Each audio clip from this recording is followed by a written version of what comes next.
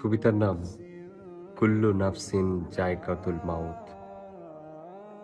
আজকাল কোথাও কোনো মৃত্যু সংবাদ শুনলে আমি মনে মনে অঙ্ক কষতে বসে পড়ি। মৃত্যুর জন্ম তারিখ থেকে মৃত্যু তারিখ বিয়োগ করে দেখি ক বছর বাঁচল মানুষটা। তারপর বিয়োগফল থেকে নিজের বর্তমান বয়স বিয়োগ করে দেখি মৃতের মৃত্যুকালীন বয়স পৌঁছতে আমার কত দূর বাকি। ঠিক তখনই দূরবর্তী মসজিদের মাইকে আরো একটি মৃত্যুর সংবাদ ভেসে আসে। হয়তো এমন কেউ যার মৃত্যুকালীন বয়স আমার বর্তমান বয়সের অর্ধেক কিংবা তার চেয়েও কম।